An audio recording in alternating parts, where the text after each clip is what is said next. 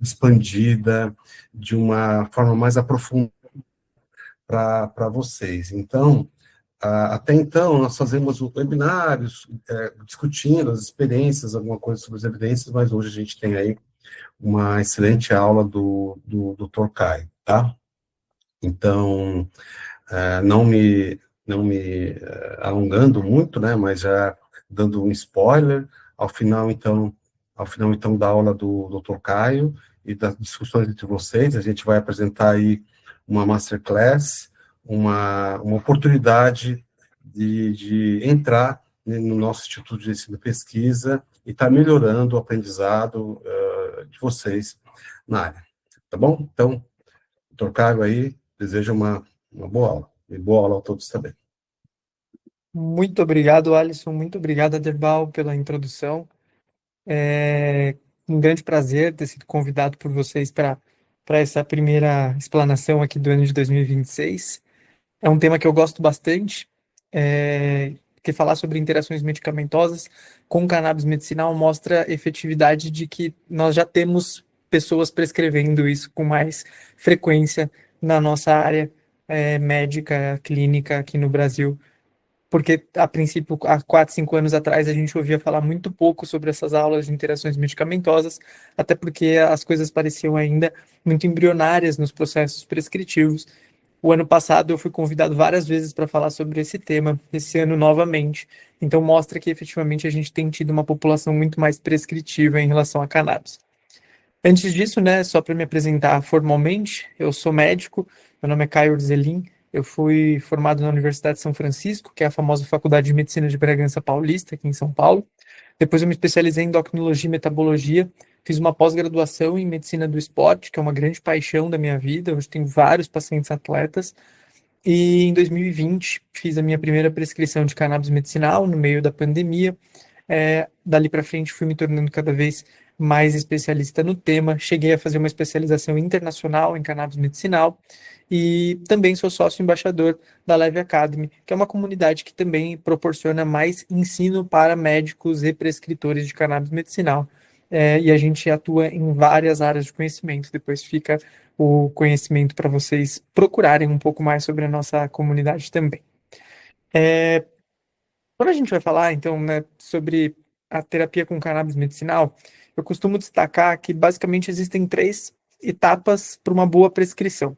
Então, todo mundo aqui já sabe que para fazer uma terapia com cannabis, a gente precisa fazer uma boa anamnese, precisa apresentar a cannabis de uma forma muito séria e muito terapêutica ao nosso paciente, baseada em ciência. Depois a gente tem que definir o tratamento, que é geralmente o grande calo de quem está começando a prescrever.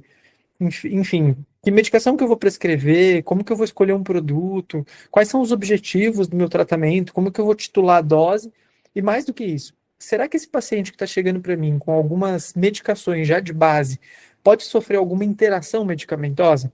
Aqui está a dor de quem acompanha o médico, o paciente no dia a dia com a prescrição de cannabis medicinal.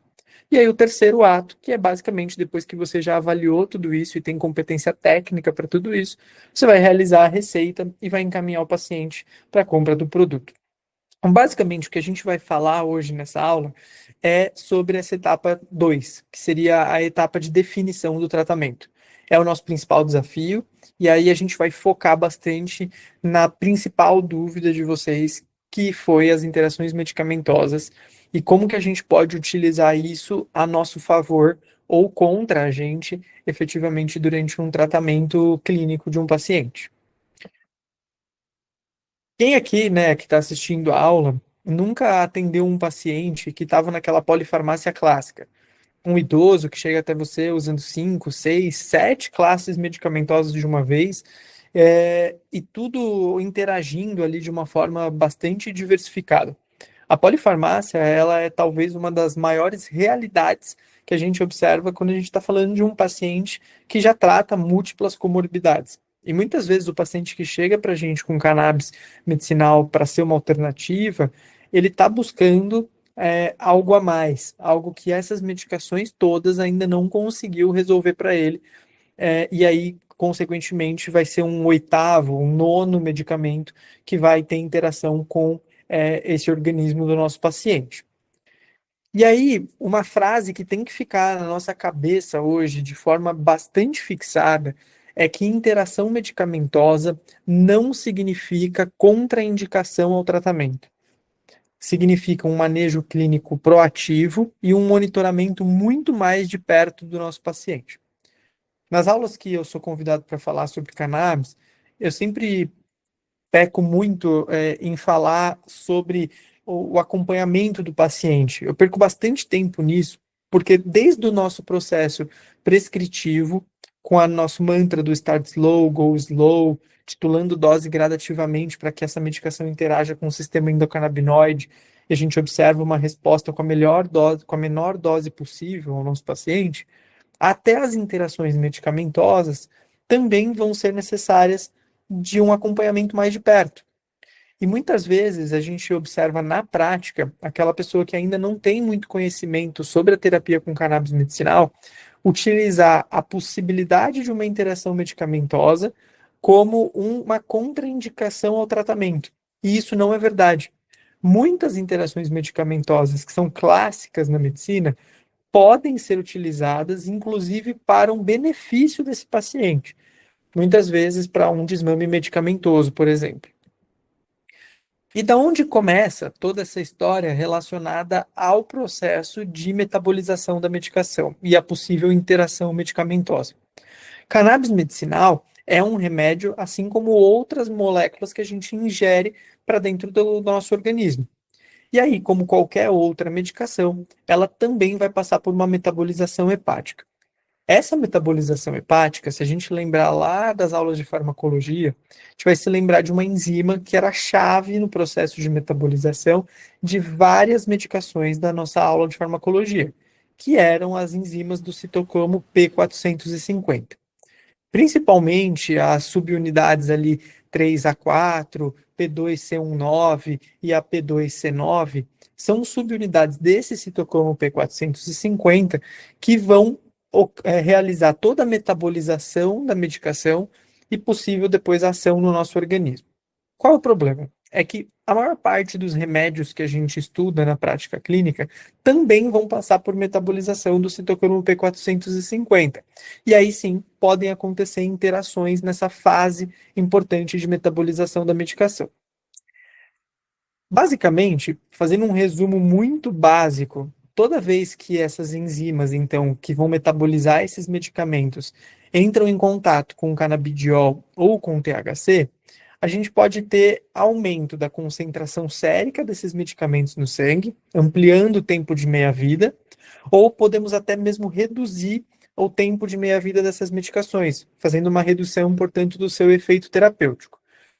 E essa lista ela é muito diversificada. Algumas medicações interagem mais com o canabidiol, outras medicações vão interagir mais com o THC, outras medicações vão ter interações para redução da eficácia, enquanto algumas medicações vão ter o tempo de meia-vida alargado.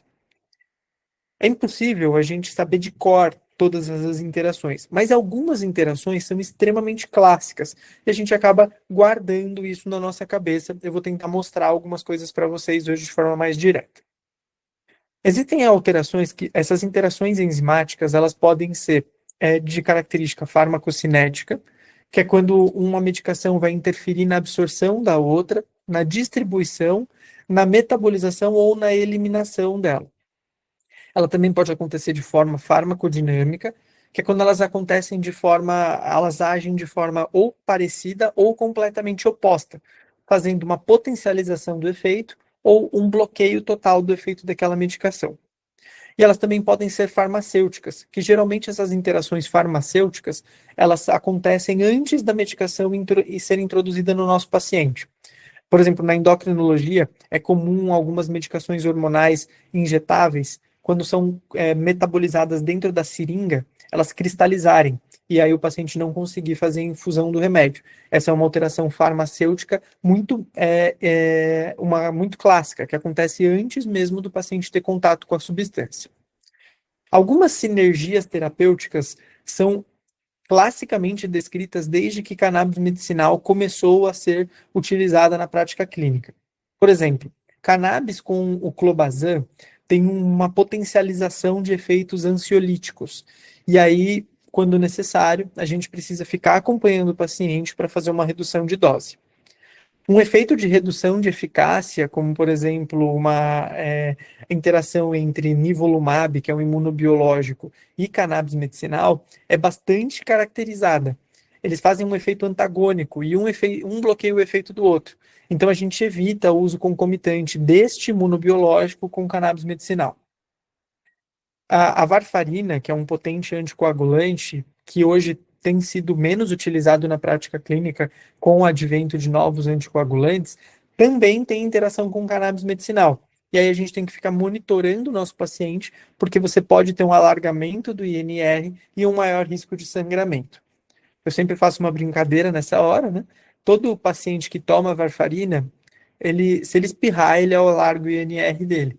Então, com o cannabis medicinal não seria diferente. A monitorização do INR só precisa ser um pouco mais frequente no paciente que está utilizando essa classe medicamentosa.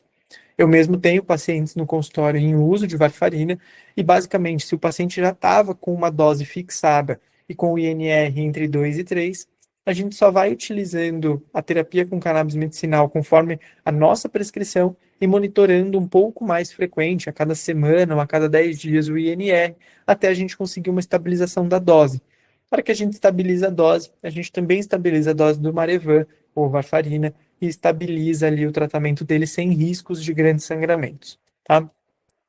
Eu vou trazer para vocês agora uma tabela que talvez seja onde a gente vai perder a maior parte do tempo aqui da nossa aula e tentar explicar como a maior parte dessas interações medicamentosas podem ou não ser utilizadas a nosso favor na prática clínica. Existem algumas interações que são extremamente clássicas, como, por exemplo, as medicações antidepressivas e ansiolíticas, como a fluoxetina, a paroxetina, a sertralina e a bupropiona.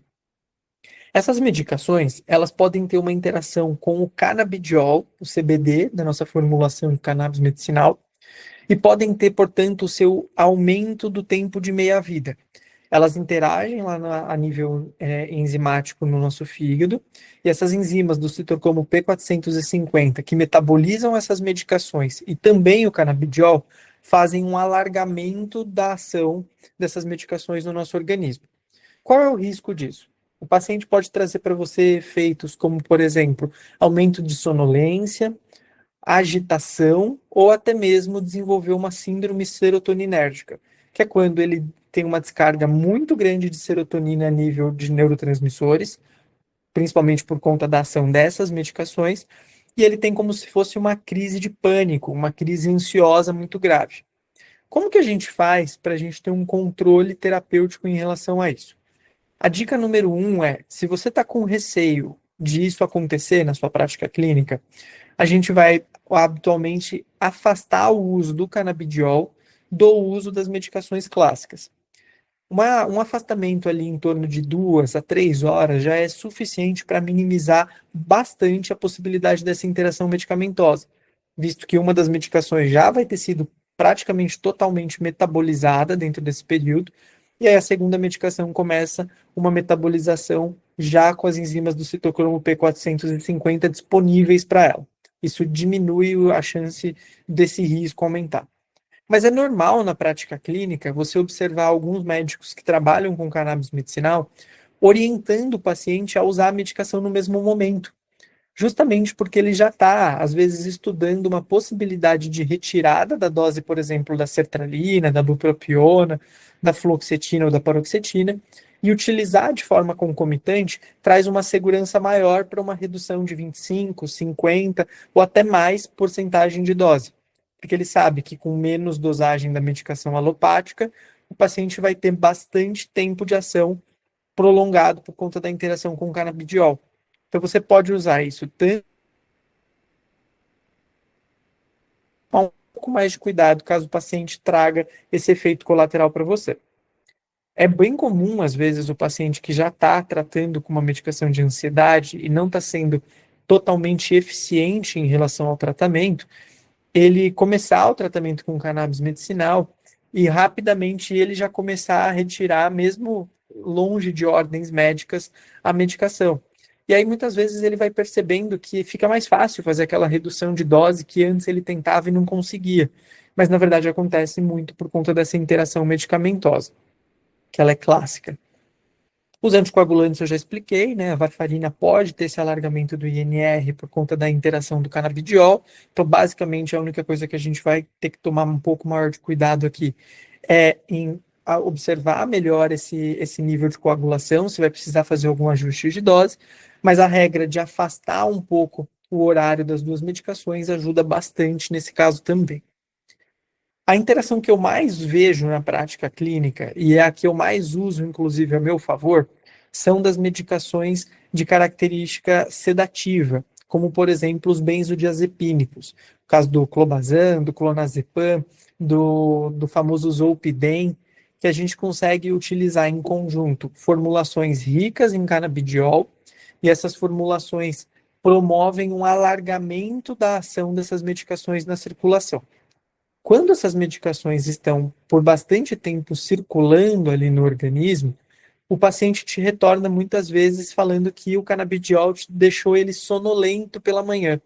Então, é o clássico paciente que você prescreve uma substância rica em canabidiol no período noturno para uma regulação de sono, visando, por exemplo, uma redução de um benzodiazepínico futuramente, e ele te traz um retorno já nas primeiras 2 semanas de tratamento, dizendo que o canabidiol deixou ele muito sonolento pela manhã.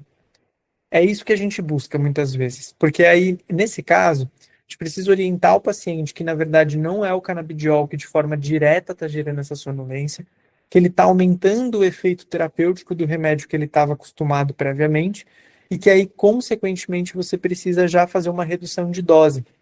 Esse é um efeito clássico que a gente observa na prática clínica e que facilita bastante o controle de danos para uso de benzodiazepínicos a longo prazo.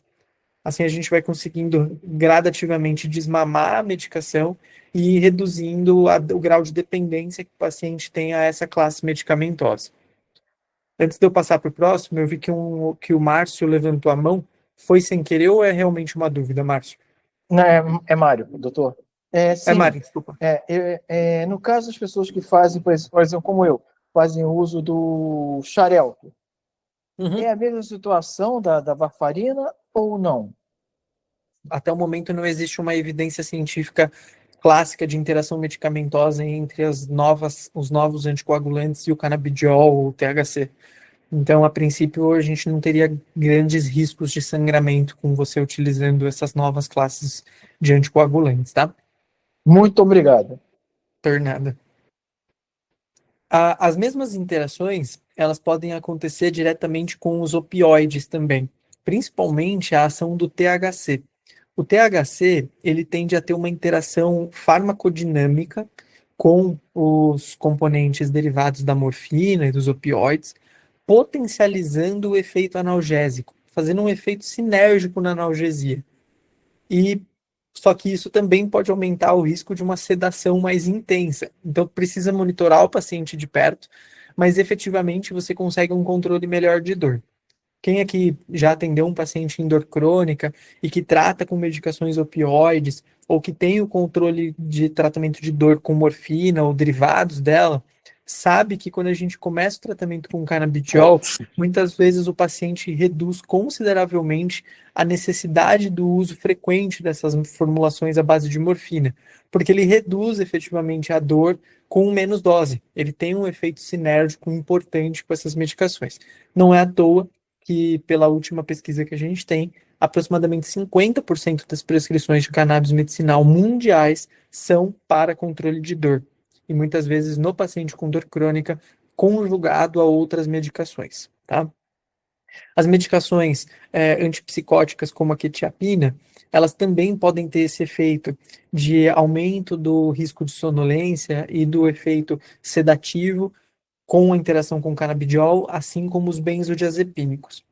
Na prática clínica, eu uso muito essas interações a meu favor.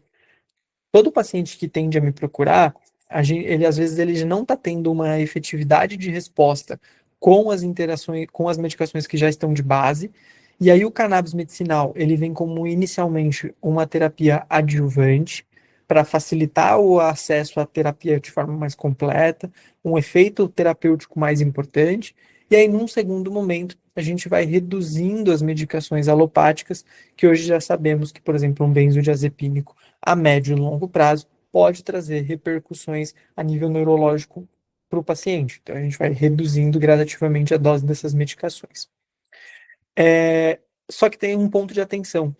Quando a gente está falando, por exemplo, de um idoso mais frágil, a gente tem que tomar muito cuidado e deixar a família muito bem orientada sobre essa possibilidade de interação medicamentosa.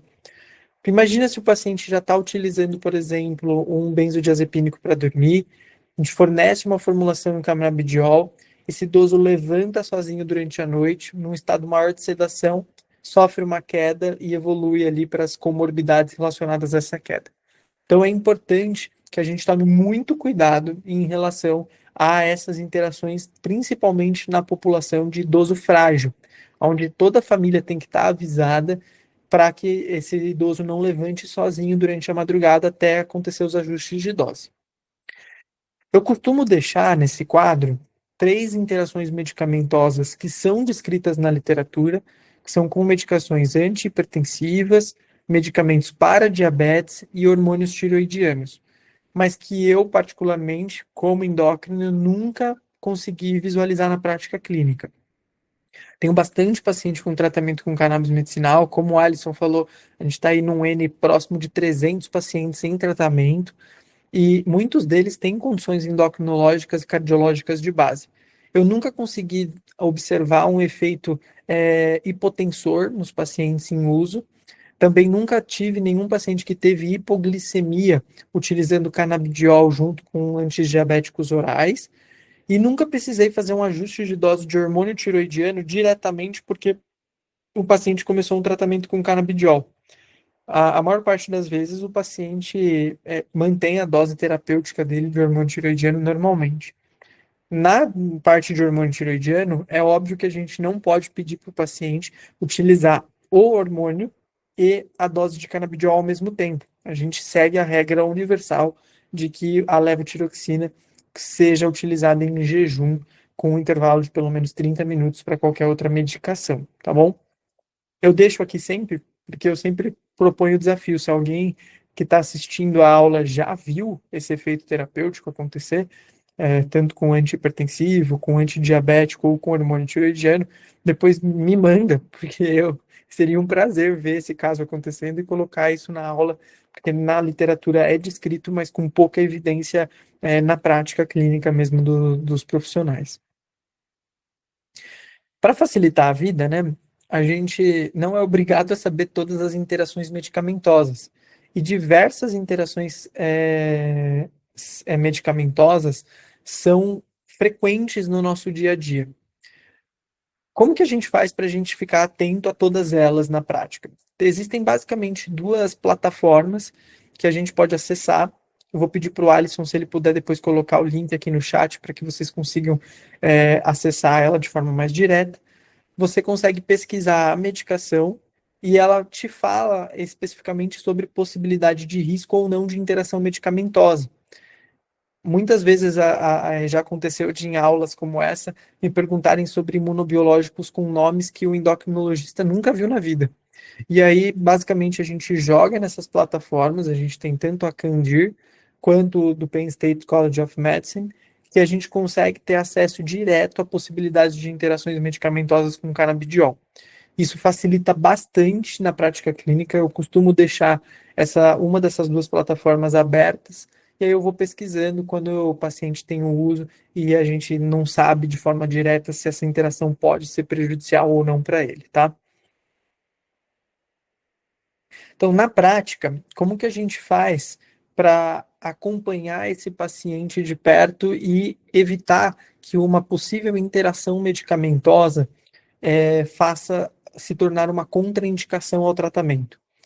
A gente acompanha esse paciente bem de perto, vai fazendo aquela titulação lenta do start slow, go slow, que a gente sabe que para a terapia com cannabis medicinal é a forma que funciona, por conta de toda a interação medicamentosa com o sistema endocannabinoide. E isso também é um benefício quando a gente fala sobre interações medicamentosas. Se você começar com uma dose extremamente alta de canabidiol para o teu paciente, ou de qualquer outra concentração de fitocannabinoides, como por exemplo o THC, você vai às vezes ter um pico de concentração muito alto e aquela interação que seria muitas vezes desapercebida do paciente pode se tornar muito efetiva. Então, fazer essa titulação gradual também é a chave para que essas interações medicamentosas sejam minimizadas dentro do teu tratamento. Separar o horário dos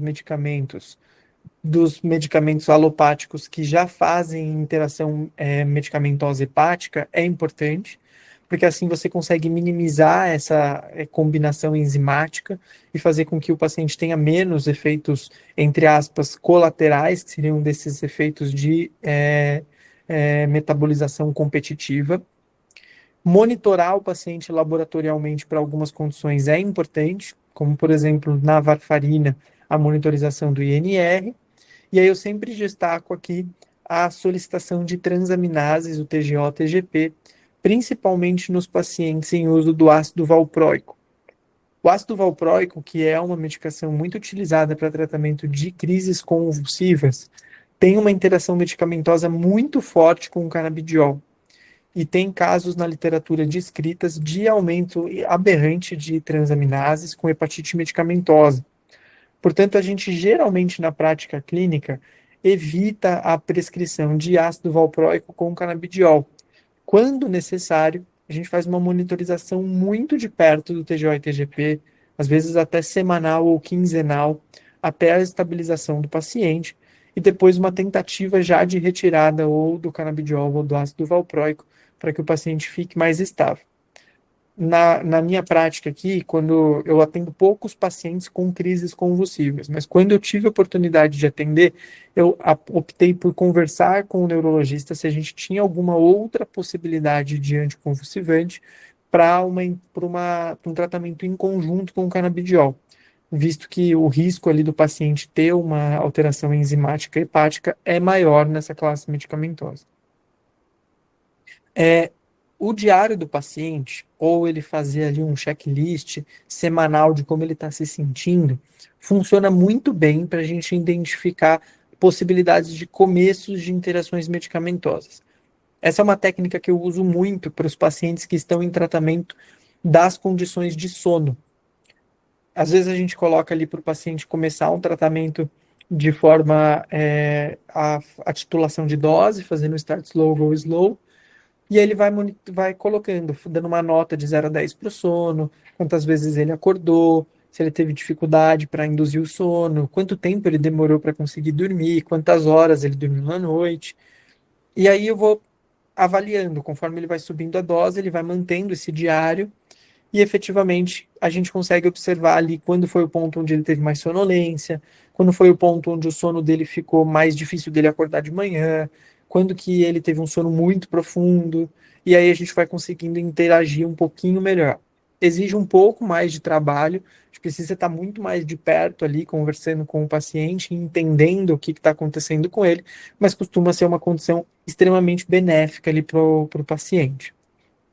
Algumas literaturas podem sugerir para vocês que se você está com muito receio de possibilidades de interação medicamentosa, utilizar um canabidiol isolado ou um broad spectrum para diminuir a pluralidade de fitocannabinoides que vão interagir no fígado pode ser uma alternativa. Eu, particularmente, não gosto dessa terapia dessa forma. Acredito que se o paciente tem mais benefício com o uso de uma substância full spectrum, que é o nosso grande coringa de tratamento, vale a pena você já ir para o full spectrum e você monitorar o paciente mais de perto. Mas não está errado se você pegar um idoso mais frágil, você optar às vezes por um canabidiol isolado, um broad spectrum, até você entender um pouco melhor as interações e depois ir para um full spectrum, por exemplo. Sempre que a gente vai fazer esse tipo de prescrição, que tem muitas interações possíveis de acontecer, a gente prefere por a via oral de prescrição médica, por via de óleos ou até mesmo cápsulas, porque isso pode facilitar de forma bastante intensa picos abruptos de interação medicamentosa. Se o paciente fizer, por exemplo, uma via direta para a circulação, ele pode ter uma interação medicamentosa mais potente naquele momento. enquanto os óleos e os comprimidos tendem a fazer picos de absorção depois de 1 hora e meia, com uma metabolização um pouquinho mais arrastada, tá?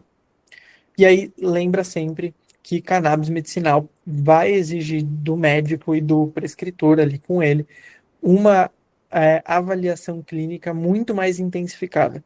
Tanto da avaliação para a prescrição, que não dá para prescrever em uma consulta menor do que 1 hora, e também no acompanhamento pós, onde várias coisas precisam ser monitoradas e ficar de olho nesse teu paciente de forma mais direta, tá? Eu vou trazer para vocês um caso real de interação medicamentosa para que vocês consigam ver uma possibilidade de interação que acontece muito frequente na prática clínica e como que a gente consegue sair de uma situação que às vezes parece que o cannabis está sendo endemoniado ali pelo paciente ou até mesmo às vezes pelo colega médico que está acompanhando o paciente junto com você e já fala, ó lá, o canabidiol que o cara prescreveu está deixando o paciente desse jeito. Ele nem pensa que pode ser efetivamente uma interação medicamentosa que está acontecendo ali junto, tá? Então, esse é um caso real de um paciente que me trouxe uma queixa de ansiedade e depressão. Ele tinha passado já com uma avaliação clínica, com um médico que já tinha feito toda a prescrição dele, mas ele teve algumas intercorrências e ele pediu uma avaliação de um outro profissional. A queixa dele, né, em relação a quadros de ansiedade, é que ele tinha sintomas físicos muito frequentes ao longo do dia, como sensação de taquicardia, sudorese excessiva e tremores. Ele tinha crises ansiosas com um nível de desconforto autorreferido numa intensidade 8, numa escala até 10. Era bastante intenso. Ele já vinha com uma medicação de fluoxetina, 80 miligramas por dia, em 2 tomadas de 40, ou seja, uma dose extremamente alta. Usava o clonazepam, solução oral ali, que é o famoso Rivotril em gotas, com uma posologia variável de 5 a 7 gotas, se fosse necessário. Então, situações de crise de ansiedade, momentos onde ele estava tendo início de crise, ele já usava aquilo como um resgate.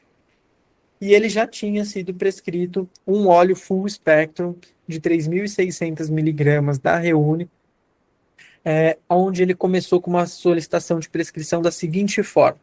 Ele usava 2 gotas, para facilitar a conta para vocês, 2 gotas significavam 6 miligramas de óleo com múltiplos fitocannabinoides, contendo 99,8% de canabidiol e 0,2% de THC.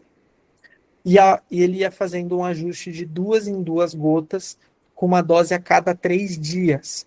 Ou seja, passava os 3 dias, aumentava 2 gotas. Mais 3 dias, aumentava 2 gotas e assim ainda. Então, a cada 3 dias, ele somava 6 miligramas ao tratamento dele. Ele já tinha como base um histórico de hipersensibilidade a diversas medicações e uma manifestação bastante intensa de interromper os tratamentos de farmácias, medicações alopáticas que ele estava em uso. Ele não recebeu muito bem as orientações em relação ao horário do uso, em relação ao uso da fluoxetina, mesmo horário. Ele relatou que as primeiras doses que ele começou a fazer do produto, ele começou a ter crises mais frequentes de ansiedade, como se fossem crises serotoninérgicas. Eram bastante matinais, incluía agitação, sudorese intensa e confusão mental. Então, era uma sensação bastante incômoda. Numa situação como essa, coloca no lugar daquele paciente. Ele acabou de começar um tratamento com um cannabis medicinal, que todo mundo que está aqui assistindo a aula hoje deve concordar comigo que ainda é estigmatizado pra caramba. E aí ele começa a ter crises de sensação de ansiedade, de sudorese, de confusão. O que passa na cabeça desse teu paciente? Passa efetivamente que a medicação de cannabis é péssima, que ela trouxe todos esses sintomas para ele de uma vez. E aí ele, ainda um pouco melhor, não desistiu do tratamento e procurou uma opinião para entender se realmente era aquilo que acontecia. Só para a gente, antes de passar para o próximo slide, eu queria mostrar aqui rapidamente o produto que ele estava utilizando, né? Que é um produto da Reúne. ele tem um dosador que vem marcado a cada 0,25 ml. Então, ele tem ali o marcador de 0,25, meio, 0,75 e 1 miligrama, e 1 ml, desculpa. Ele é um produto que tem 120 miligramas para cada ml. E nessas 120 miligramas, nesse 1 ml, você tem 40 gotas. Então, se você fizer a regrinha de 3, você vai chegar que cada gotinha tem 3 miligramas de produto. Portanto, a gente chega naquela conta ali de que 2 gotinhas tem 6 miligramas. Doutor, como é que você chegou nessa conta aí de que 1 ml tem 40 gotas? Eu não cheguei em conta nenhuma. Isso está no COA, no certificado de análise, que é a nossa grande bula do produto, escrito lá que cada concentração de 1 ml tem 40 gotas do produto. Então, você, como médico, consegue fazer a regrinha de 3 e determinar essa situação. Já dando um spoiler para vocês, hoje a gente está falando bastante sobre interações medicamentosas, mas a gente vai deixar um conteúdo à parte gravado que é sobre o cálculo de doses e titulação dos produtos, que é uma outra grande dor que todo mundo tem na hora de prescrever. E aí o pessoal do IEP vai conversar ainda hoje com vocês como vocês vão fazer para acessar essa segunda parte, tá bom? Enfim, quando a gente pega um caso como aquele, o que que a gente faz? Né? Então, o paciente estava tomando ali uma dose alta de fluoxetina, tinha o Rivotril para as crises de ansiedade, começou o canabidiol junto com a fluoxetina e começou a ter essas crises serotoninérgicas pela manhã. Se vocês prestaram atenção no que eu coloquei até agora, vocês já vão entender que é muito tranquilo. Basicamente, esse paciente ele já estava num start slow, go slow, estava numa titulação interessante ali gradualmente, mas você precisa entender que explicar isso para o paciente que podem acontecer essas interações medicamentosas, que elas são clássicas, ele precisa afastar um pouco o horário das duas medicações, e aí a gente pediu para que ele afastasse pelo menos 2 horas entre a administração dos produtos alopáticos e o óleo de cannabis medicinal, para reduzir essa possibilidade de interação medicamentosa. Também pedi para que já nesses primeiros dias, em que ele já estava numa dose um pouco mais alta da terapia com cannabis, ele reduzisse a dose do comprimido da manhã de fluoxetina de 40 miligramas para 20, para que ele ficasse um pouco mais tranquilo em relação à possibilidade dessa interação ser muito potente. Conforme a gente foi reajustando gradualmente, afastando esses horários e colocando a medicação com uma dose um pouquinho menor, o paciente começou a efetividade de tratamento acontecer de forma mais prática. No final dessas avaliações de rotina que a gente foi tendo, o paciente relatou uma melhora significativa do quadro, não teve novas crises de ansiedade, começou a ter o efeito terapêutico da terapia com cannabis, chegou a ter uma sensação de bem-estar geral, foi conseguindo reduzir progressivamente a dose dos alopáticos, e isso aconteceu efetivamente quando ele conseguiu chegar em 50 miligramas por dia de canabidiol. Então lembra que ele foi subindo de 6 em 6 miligramas? Quando ele chegou próximo ali de 50 miligramas por dia de cannabis, foi quando a gente conseguiu efetivamente tirar essa medicação alopática dele, foi reduzindo gradativamente a fluoxetina. Então, no final das contas, o problema não era o cannabis medicinal, e sim a interação medicamentosa. A medicação de cannabis, ela era efetiva, como ela é para muita gente, mas ela precisava ser posicionada de melhor forma ali no tratamento. Qual é a lição prática que fica? Toda vez que a gente vai introduzir esses canabinoides em paciente que já está em uso de medicações ansiolíticas, tem que interagir, tem que avaliar de perto essas possibilidades de interações e avaliar muito importante de forma gradual e individualizada. E a dica extra: toda vez que você for pegar um paciente com o uso de doses mais altas de psicotrópicos, é interessante que você já observe logo nos primeiros dias, na primeira semana, o risco de alguma possibilidade de interação medicamentosa com o cannabis. Geralmente, o paciente que não tem interação medicamentosa na primeira semana, dificilmente ele vai ter nas próximas, mesmo quando você aumentar a dosagem. E o paciente que tiver com um pouquinho de dosagem na primeira semana, você já precisa monitorar e já precisa fazer alteração de prescrição, porque ele vai ter quando você subir a dose também. Eu gosto muito de fazer esses processos terapêuticos em conjunto, visando no futuro um processo de redução da medicação alopática, principalmente quando é uma medicação que não faz tão bem para o nosso paciente. E aí, geralmente, a gente usa uma estratégia de redução 1 para 1. Então, conforme a gente vai subindo a dose de uma medicação, a gente vai reduzindo a dose da outra e o paciente vai ficando numa estabilidade de tratamento um pouquinho maior, tá bom? Eu vou deixar esse espaço agora aberto para dúvidas. Imagino que algumas coisas possam aparecer agora. Se vocês não se sentirem confortáveis com o microfone, podem usar o chat, eu estou com ele aberto aqui, mas se alguém quiser abrir o microfone, fica à vontade também. Doutor, no caso de psiquiatria, tá? Onde ansiolítico é muito usado, Aham. normalmente o psiquiatra tem essa mão, ou falei besteira? É, Ou vamos- deveria ter, vamos dizer assim. a gente tem pelo menos aqui em São Paulo, eu observo, a gente tem duas escolas de psiquiatria. A gente tem uma escola de psiquiatria mais, talvez um pouco mais atual, que já entende ali o tratamento com cannabis medicinal e efetivamente tem essa mão de tratamento. E nós temos uma escola de tratamento psiquiátrico que ainda é muito restritiva ao uso do cannabis medicinal. E aí eles se posicionam extremamente contra e com certa dificuldade ali de tratamento do paciente no dia a dia. Então, dependendo muito do profissional, da área de formação, você pode ter alguma facilidade ou dificuldade em contato com ele. Entendi, obrigado. Porque eu já me Fernanda. deparei com um psiquiatra que ele falou que não prescreve cannabis, que ele não quer ser forçado por algum paciente a prescrever algo que o paciente vai comprar na boca de fumo. Eu falei, doutor, alguma coisa está errada, mas deixa para lá, não vou explicar isso para o senhor, que não vai entender. Então deixa para lá e fui embora, porque o cara realmente não queria prescrever. Eu ainda tentei argumentar, ele me deu um corte, falei, tá bom, deixei para lá, que Não, realmente ele não queria. Né? exato, é bem complicado, assim, é bem difícil. Por exemplo, já tive contato com um psiquiatra que segundo ele, ele tem certeza que 10 miligramas de canabidiol por dia é uma dose extremamente alta de canabidiol e que o paciente pode ter sedação, que o paciente pode ter problemas sérios de, assim, ele basicamente não estudou ainda, ele não tem a mínima taxa de formação.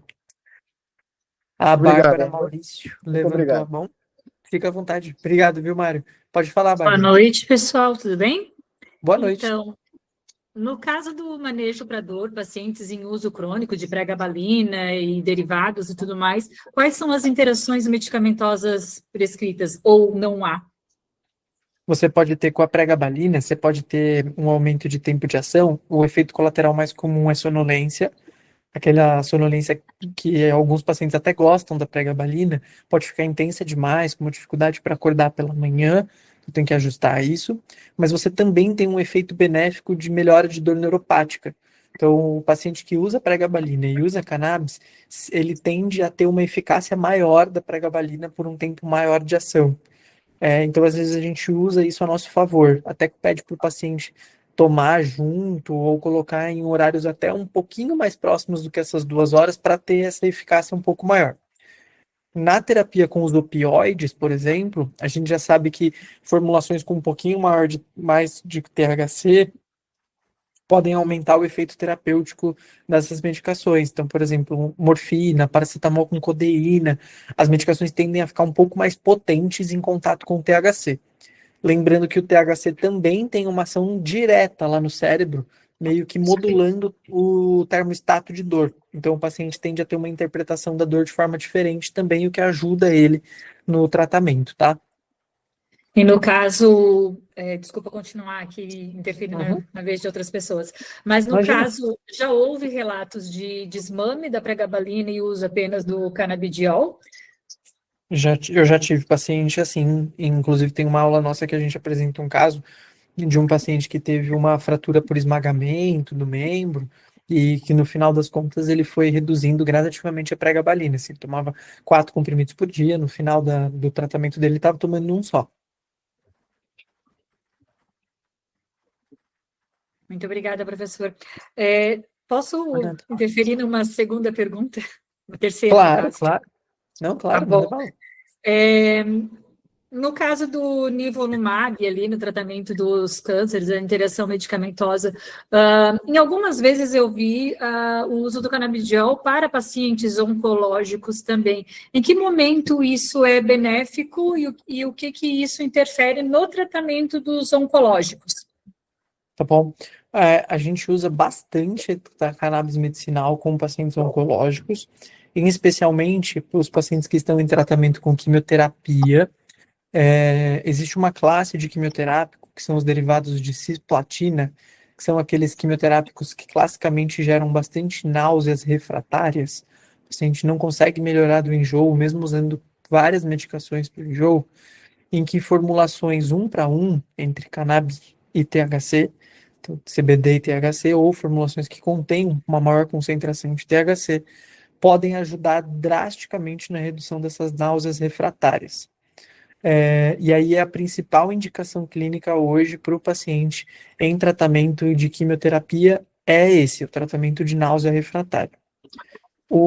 Existem algumas pesquisas mais embrionárias, principalmente em roedores, mostrando até uma ação ali anti-inflamatória e até mesmo de auxílio à morte de células tumorais com de quimioterapia. A gente vai estar utilizando isso de forma bastante adjuvante no tratamento, tá? Lembrando que também canabidiol e THC podem auxiliar no controle de dor durante o tratamento do câncer, no controle da ansiedade do paciente que está vivenciando uma fase relativamente mais difícil, e até mesmo formulações com maior concentração de THC podem auxiliar aquele paciente que está em fase mais terminal para ter apetite, melhora do aspecto de dor e conseguir ter uma boa passagem, por exemplo, tá?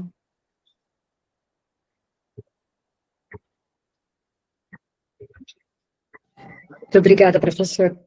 Por nada, eu que agradeço pela participação. Temos mais gente? Deixa eu aproveitar e fazer uma pergunta. Manda bala. Moisés, é isso? Sim, perguntar, há alguma interação aí de memantina ou medicamento para doença de Alzheimer, né, ou degenerativa mental, que faça com que o paciente perca o tono muscular das pernas e possibilita dele ter, assim, dificuldade para deambular? Não que não tenha nada relatado em literatura nesse ponto. Tanto que hoje a gente tem bastante idosos em uso de memantina, donepezila e canabidiol em conjunto. Não observo na prática e assim, se eu tiver errado, eu nunca vi nada a respeito também em literatura. Ah, tá bom. Porque, para o home care, eu visitei uma paciente que ela iniciou a pouco, você está usando há uns 4 meses, só que ela referiu de uma hora para outra que ela teve perda do tono muscular, né? Aí eu falei assim, não tem muito a ver, mas eu vou perguntar. Sim. Você sabe dizer se ela estava usando uma formulação rica em canabidiol ou em THC? Olha, eu que tirei foto do frasco, agora eu não lembro, mas eu tirei foto do frasco, né, para pesquisar depois, né? Aí eu estava esperando a aula, depois eu ver.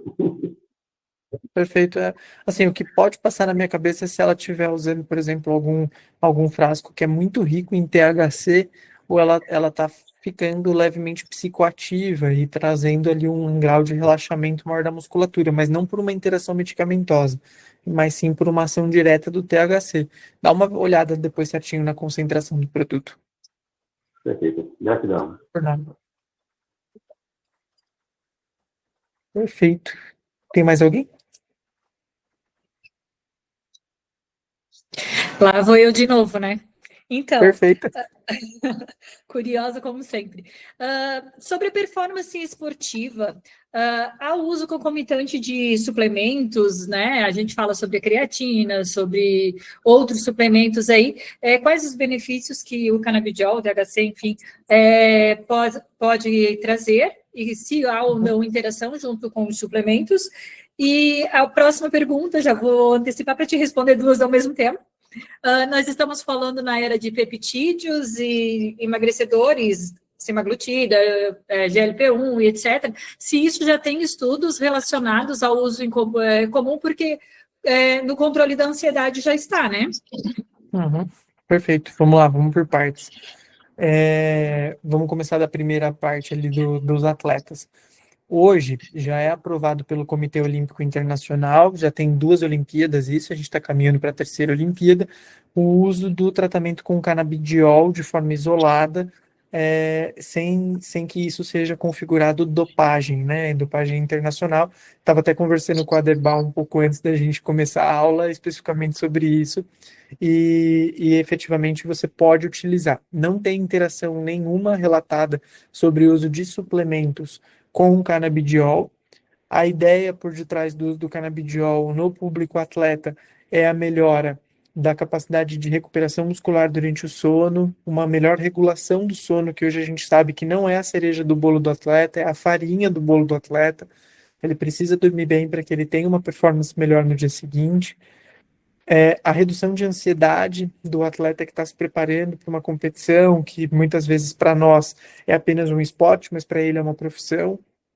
E também o controle de dor, melhora o limiar de dor do atleta, melhora o grau de inflamação a nível muscular e efetivamente pode trazer respostas clínicas mais efetivas. Para os pacientes atletas que não passam por teste de dopagem, aí você pode inclusive incluir os efeitos terapêuticos do THC, do CBG, que é um potente anti-inflamatório, do CBN, que é um bom indutor de sono, então você começa a ter uma gama um pouco maior de tratamentos, tá? O que mais? O que a sua segunda pergunta não existem ainda relatos de interação medicamentosa entre o canabidiol e os análogos de GLP-1, as famosas canetas emagrecedoras, ou análogos de GLP-1 e GIP, que é o mais novo Mounjaro, que está no mercado. A princípio, essas interações não foram descritas na literatura ainda e não me parece ter na prática, né? Eu, como endócrino, tenho 1 milhão de pacientes em tratamento com análogos de GLP-1, acho que hoje o paciente já chega tomando, inclusive. E aí você, a princípio, consegue sim fazer o tratamento em conjunto, porque os análogos hormonais de GLP-1 e GIP, eles não tratam distúrbios ansiolíticos. Então, muitas vezes o paciente tem um retardamento ali do esvaziamento gástrico por causa da ação dessas medicações, uma ação metabólica na insulina, mas ele come por ansiedade. Ele consegue driblar esse mecanismo e achar formas de se alimentar de forma errada ou de forma mais hipercalórica por conta de um comprometimento hedônico da fome. E aí o tratamento em conjunto com o canabidiol ou até mesmo o promissor THCV pode se tornar uma possibilidade nesses tratamentos, tá bom? Gratidão. Não é nada. Eu vi que a Lúcia levantou a mão, é isso? Boa noite, Caio, tudo bem? Boa noite, tudo bem e você?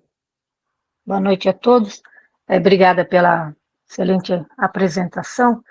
Eu sou fisiatra e eu trabalho bastante com o aparelho locomotor, né? Tá bom. Doenças neurológicas que causam hipertonia muscular.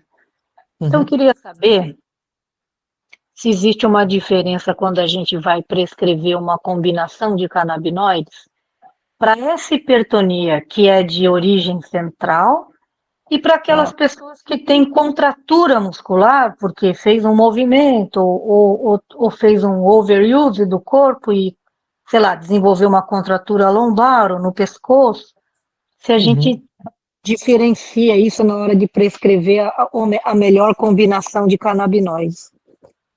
Tá bom. A princípio, quando você pega um caso como esse, né, onde você tem essa diferença de clínica, né, apresentando para você, você pode prescrever o full spectrum para as duas condições e acompanhar clinicamente a evolução da dose e avaliar se o paciente vai ter uma resposta. Mas na prática, toda vez que a gente tem uma condição um pouco mais grave, como, por exemplo, essa alteração neurológica central, efetivamente você vai precisar de mais dose. Então, a tendência é que você precise chegar em doses maiores de canabidiol ou de canabidiol mais THC para que você tenha essa resposta de melhora do tônus muscular. Lembrando que nesses casos, muitas vezes as formulações que são mais ricas em THC, como por exemplo 1:1, 5:1, 2:1, podem auxiliar bastante no processo de relaxamento muscular. Então, geralmente a gente acaba começando com full spectrum, mas já imaginando que em algum momento do tratamento a gente pode lançar um pouco mais de mão de THC no tratamento, tá, Lúcia? Tá, entendi. Por nada. Obrigada, viu? Por nada. E teve mais alguém que levantou a mão, mas eu não tô conseguindo ver o nome. Acho que é a Vera, né, Vera? Eu acho que é a Isso, Vera, é isso mesmo, é Vera, é isso mesmo. isso, eu levantei a mão. Boa noite para todos. Excelente Noite. aula, adorei. E Muito obrigado. aproveitando a parte esportiva, eu gostaria que você falasse um pouquinho sobre a metabolização dos canabinoides, sendo que eles são lipossolúveis, eles ficam na gordura, né? Uhum. E para um atleta, por exemplo, que ele vai ele tem o treinamento, ele usa o full spectrum normalmente para o treino, né? Aham. Mas quando ele vai Competir. para uma competição, ele tem que parar quanto tempo antes devido, né, essa metabolização estar com canabinoides na gordura. Beleza. Essa é a dúvida que o Alisson fez para mim esses dias. O Alisson me perguntou exatamente essas coisas. Eu além de médico, né, eu compito a nível nacional aqui no triatlon e eu já fui testado algumas vezes. Uma das vezes fui testado, inclusive, porque dou aula de cannabis, né? E o pessoal falou, vamos ver o que esse rapaz está tomando ali. E aí, basicamente, o que a gente faz? Faltando aproximadamente entre 4 a 6 semanas para a competição, idealmente 6 semanas, é ideal que você troque totalmente a prescrição do teu paciente para um canabidiol isolado. Se ele está com um full spectrum, que é uma concentração muito baixa, ali 0,2% de THC, esse prazo vai ser extremamente suficiente para ele eliminar qualquer concentração de THC no teste que é feito de urina, na maior parte das vezes, tá? Se for aqueles testes de cabelo que são realizados, por exemplo, em exames toxicológicos, aí você precisa de um tempo maior, que pode flutuar de 3 até 6 meses. Então, geralmente, quando é esse público específico, por exemplo, um motorista de caminhão, alguma coisa, ou a gente faz uma autorização de tratamento, ou a gente efetivamente vai para o isolado, porque ele pode passar por testes aleatórios e a gente perde esse parâmetro. Agora, o atleta que está usando concentrações mais altas de THC, a gente tende a interromper essas concentrações mais altas em torno de pelo menos 3 meses antes. Então, aquele atleta que, por exemplo, usa uma concentração de THC sozinho, isolado, um gummy, alguma coisa, a gente tende a, uns 3 meses antes, você vai tirando, vai reduzindo, para que efetivamente você esteja só com o isolado para a tua competição, tá? Obrigada. Fernanda. O Mário, acho que levantou a mão mais uma vez.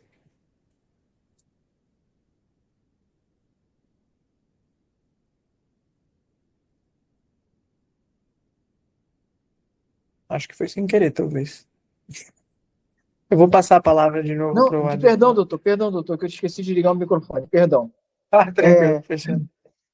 Eu visito 3 médicos ligados à área de futebol profissional aqui no Rio de Janeiro. Tá bom? E a pergunta que eu lhe faço, por exemplo, o Fred, que tinha dores crônicas horríveis no joelho, ele não poderia usar nenhum tipo de canabinoide porque isso interferiria no exame dele ou não? Não, ele poderia utilizar o canabidiol isolado. Ele não tem problema nenhum desde 2000 e, deixa eu pensar, a gente está em 2026 agora, desde 2018. Desde as Olimpíadas de 18 ele pode utilizar tranquilamente. Tá ok. Porque vai ser justamente a pergunta. 2020. Desculpa, 2020. Vai ser justamente a pergunta feita pelos profissionais, seus colegas, né? Vão falar, Mário, mas se o meu jogador vai precisar, eu tenho que dar essa resposta pontualmente. Não. Obrigado, tá? Obrigado mesmo. Por nada, tranquilamente.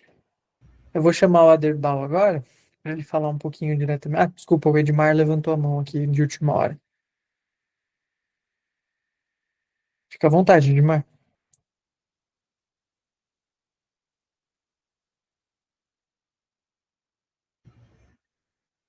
Talvez se estiver falando, Edmar, tá no mudo, viu? Tá no mudo, tá com o microfone desligado. Pacientes que estão usando já a classe do medicamento de imidazopiridina, qual que é a interação se ele for usar cannabis até para efeito de desmame disso. Desculpa, eu não consegui entender o nome da medicação. O Zolpidem. Ah, o Zolpidem, tá. Não, o Zolpidem eu falei um pouco na aula hoje. Você tem um aumento da concentração sérica do Zolpidem, pode aumentar o efeito de sonolência no paciente. Então, efetivamente, se você quiser usar essa interação a seu favor, você consegue já ir reduzindo a dose da medicação para você. É que não, né? Só para entender a questão do desmame. Também dá para fazer desmame, então, Dá, aos poucos dá. do paciente. Inclusive, talvez seja uma das principais consultas que eu faço de cannabis medicinal semanalmente, para tirar a Zolpidem com terapia com cannabis. É exatamente isso. Eu te perguntei pelo benefício do cannabis na questão do sono, né? Sim, exatamente. Você traz um grau de melhora de qualidade do ciclo de sono para o teu paciente, sem efetivamente trazer os malefícios de vício que a medicação está trazendo ali até o nível cerebral para a indução do sono. Obrigado, cara. Por nada. Ó, Aderbal, a gente tem 2 aulas para dar ainda, hein? A gente tem que falar sobre cannabis medicinal no esporte agora, e a gente tem que falar também sobre sono. Perfeitamente, Caio. Parabéns pela aula, né? Obrigado. Sou professor de farmacologia, né? Então, você foi extremamente didático, né? Assim, Valeu. e até obrigado, né, a todos que continuaram fiéis até esse momento, né? Então, deu para ver que todo mundo prestou atenção do início ao fim, pelas perguntas, tá? Agora, eu digo para vocês, assim, né, mesmo depois dessa excelente aula do Dr. Caio, parece que ele explorou tudo, né? Ele foi tão eficiente, mostrando seu conhecimento, né, tão didático. Agora, ainda tem muito mais, né? Então, esse foi tipo um tasting aí, né? Você falou muito da metabolização, mas eu já adianto ali que ele já deu uns toques ali sobre a questão da administração, né? Dos picos sanguíneos do fármaco, que você escolhe a melhor forma de farmacológica da sua indicação, né? E eu acho que é isso que todo mundo quer, né? Fazer sua prescrição, tratar seu paciente da forma mais eficaz e segura possível. Então, a gente está aqui, né? Oferecendo para vocês mais conhecimento, aprofundar, né, no que se sabe sobre a cannabis medicinal, né? Nas perguntas, muito se falou sobre desconhecimento, mas eu digo como farmacologista, tá? De todos esses fármacos que vocês citaram, até que o Caio citou, existem várias questões farmacocinéticas e farmacodinâmicas que são desconhecidas, enquanto na cannabis é completamente conhecido, sabe? Então, isso acaba dando segurança para a prescrição de vocês também, tá? Então, tá aqui o QR Code, para você receber o contato do nosso time de atendimento, o Caio, então, e toda a equipe vai falar mais sobre vários fármacos, sobre várias interações, como isso leva ao cálculo e à dosagem das diferentes formulações também de cannabis, diferentes extratos, tá?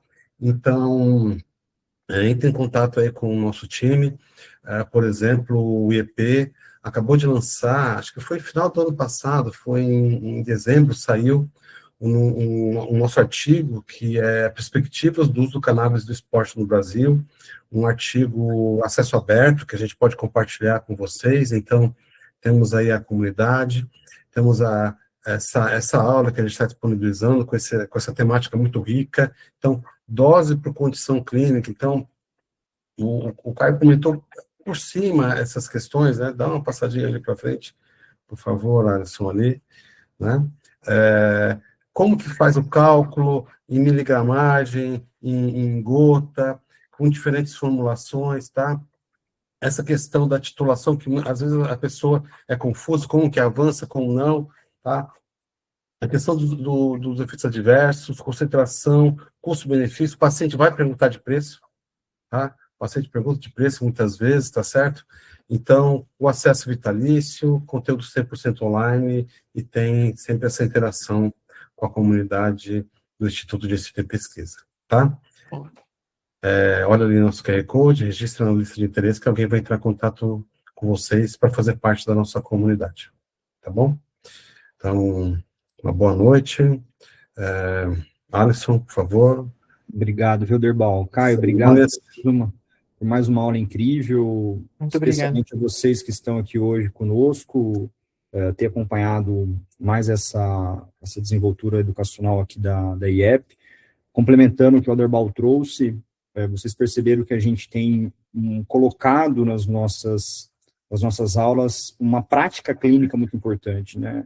A gente sabe que vocês participam de outros encontros educacionais no mercado. Um dos grandes diferenciais que o IEP tem trazido nesse aspecto científico é conectar com o dia a dia prático, para que vocês possam ter, de fato, mais coesão, mais clareza na prática do dia a dia com essa terapia. Então, vocês vão ter acesso a essa gravação dessa aula de hoje, é importante para que vocês possam, enfim, revisitar alguma parte de hoje, vocês têm acesso a isso de maneira vitalícia, como o Derbal comentou, e há uma parte agregada que vocês vão ter acesso, que é o cálculo de dose. A gente sabe que existe uma dificuldade grande, principalmente nos profissionais que estão começando, nos profissionais que já têm um nível um pouquinho mais intermediário, quantas gotas, quanto que eu coloco, qual que é o nível de referência, qual que é a posologia que eu posso aqui ter como benchmark. Então, a gente preparou para vocês, o Caio preparou para vocês mais um módulo para que vocês possam ter um acesso também bastante fluido, bastante prático, de como que vocês vão manipular, utilizar os produtos de cannabis no dia a dia. Também, como o Aderbal comentou, bastam vocês acessarem o QR Code, a gente encaminha através da equipe de marketing para vocês o link também. Essas aulas de hoje, a gravação de hoje, como esse módulo adicional do cálculo de dose, já fica disponível a partir de amanhã para vocês terem acesso, tá bem? Pessoal, queria agradecer mais uma vez a presença de vocês, parabéns pelo protagonismo, que vocês se conectem com o IEP, que vocês possam aqui conosco se desenvolver, se relacionar e buscar cada vez mais conhecimento prático para o dia a dia com essa terapia, tá bem? Eu desejo uma boa noite a todos, um bom descanso, uma boa semana, um excelente ano de 2026. Um abraço. Boa noite. Muito obrigado, gente. Valeu, forte abraço, boa noite.